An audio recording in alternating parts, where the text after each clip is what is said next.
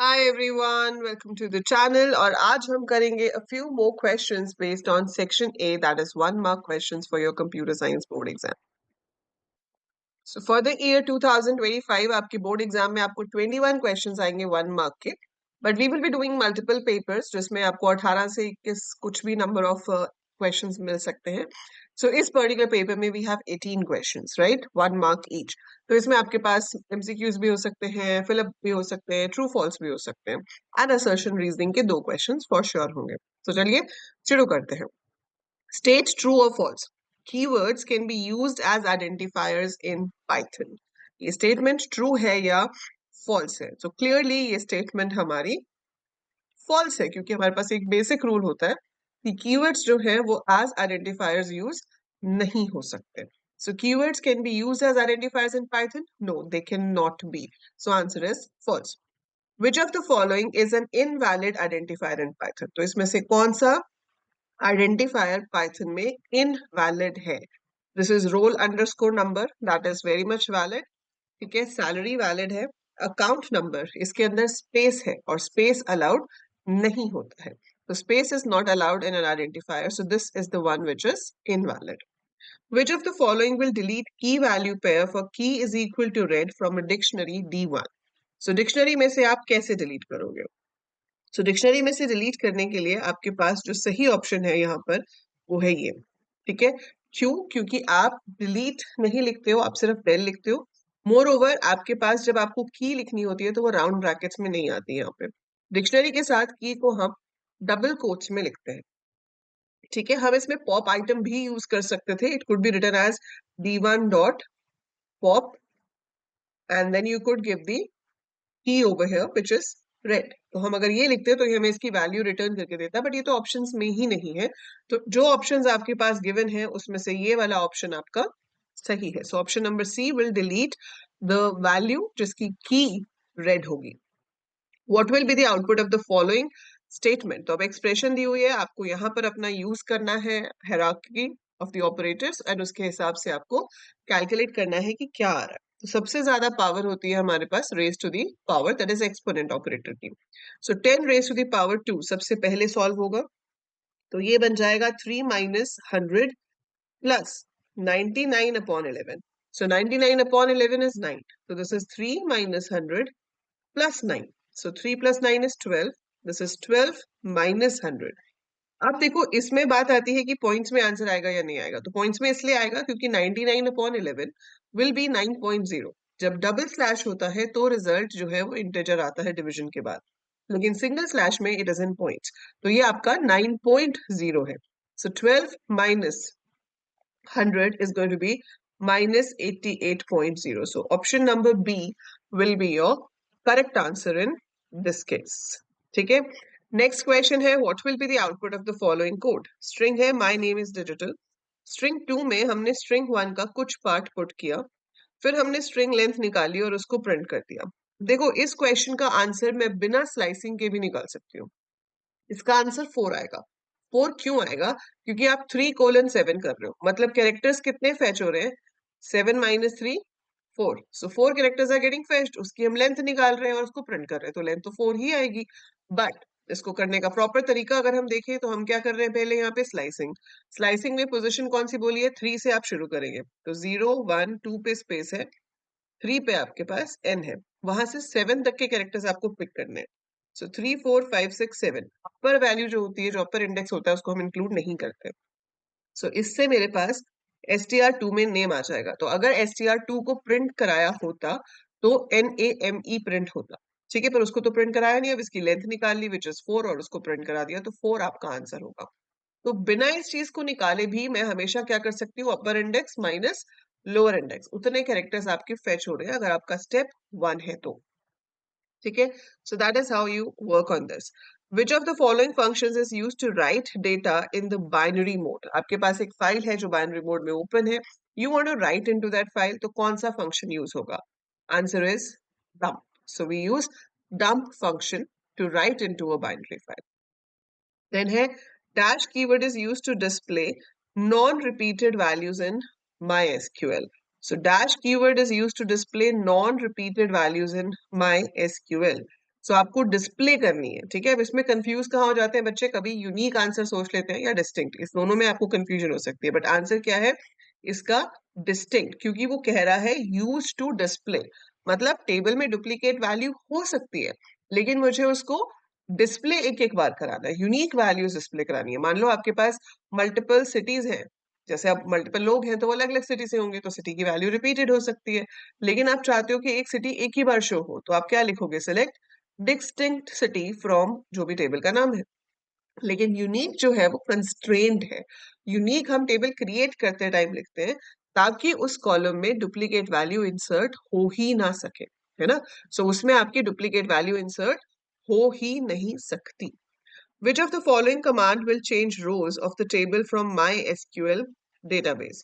तो आपको डेटा में चेंजेस लाने, you have to change the rows of the table. So row में डेटा होता है, डेटा को चेंज करने के लिए आपके पास DML कमांड डेट होती है, जिसकी हेल्प से आप टेबल के डेटा को मॉडिफाई कर सकते हो। नेक्स्ट है, विच of the following statement would give an error executing after executing the following code. तो ये बहुत ही टिपिकल क्वेश्चन है, बहुत बार प्रीवियस ईयर में भी आया हुआ है, बहुत बार आपको बहुत सारे PYQs pre board paper sample papers में दिख जाएगा कि इसमें कौन सी स्टेटमेंट में एरर आएगा। सो टपल है, टपल क्या होती है, इम्यूटेबल, मतलब टपल के अंदर हम एक बार क्रिएट करने के बाद चेंजेस नहीं कर सकते। So once a tuple is created we cannot make changes in it. So print tuple obviously valid है, tuple को print कर सकते हैं, tuple 3 plus 50, so 0 1 2 3, 3 पे है 50, 50 plus 50 100 print हो जाएगा। मैक्स टपल में से इसमें सबसे हाईएस्ट वैल्यू निकलेगी 80, वो प्रिंट हो जाएगा। बट आप टपल में असाइनमेंट नहीं कर सकते, so assignment is not possible in case of tuple. So answer will be statement 4। Statement 4 जो है वो हमें एरर देगी, वो एग्जीक्यूट नहीं हो सकती है। Okay, fill in the blank. Dash is the table constraint that will prevent the entry of duplicate rows.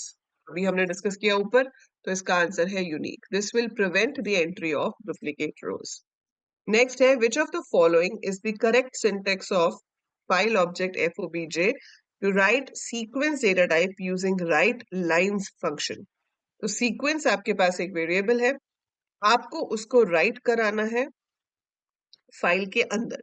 अब आपसे पूछा गया है कि इसका करेक्ट सिंटेक्स क्या है, ठीक है। तो हमें सबसे पहले तो देखना है कि हमारा राइट लाइंस फंक्शन यूज होगा, ब्रैकेट में आपको सीक्वेंस पास करना पड़ेगा, वो भी सही है, तो ये दो तो है ही नहीं फॉर श्योर, ठीक है।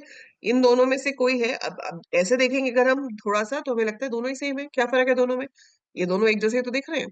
देखो फर्क यहाँ है, यहाँ पे फाइल लिखा है, यहाँ FOBJ लिखा है, और उन्होंने ऑब्जेक्ट का नाम बताया हुआ है क्या है, FOBJ। तो this is the correct answer. तो हम फाइल ऑब्जेक्ट का नाम लिखेंगे, डॉट राइट लाइंस ब्रैकेट में अपने वेरिएबल का नाम, जिसकी वैल्यूज आपको राइट करानी है।